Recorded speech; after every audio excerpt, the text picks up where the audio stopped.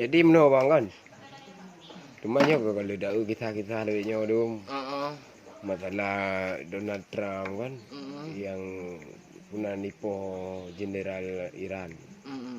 Kangka.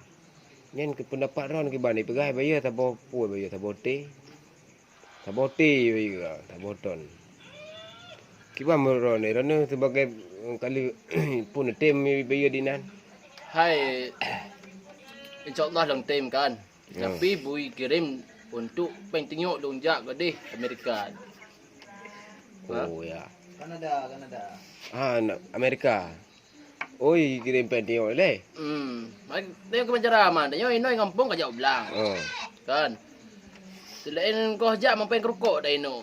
Kirim di tengah lepem baru lungjak kanan. Berarti pembunuh bayaran kana deman yang kau jak yang malam na. Jit long poho yan. Ule ko po puduk ina cuma meja. Yang pak ule kami yang jok peng keno. Kes. Yang pak ule peng keno. Menan jo.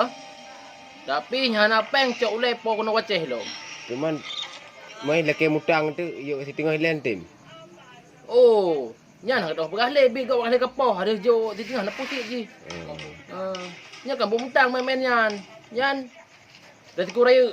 Kuman cara-cara ji lo ke ban tu kan. Cara ji kibam je. Yo tu horor memang nyo kan ada pegah-pegah le. Nyo tu ku share yo video yo tu ke Iran ke deh. Berarti kana urang poh Donald Trump. Kana nyolong sebagai urung poh kenaklan. Kan Donald Trump alah kapalih rana. Donald Trump. Pandai Donald Trump macam. Wah, dah wajar ali munan tu dekat salah poh kan.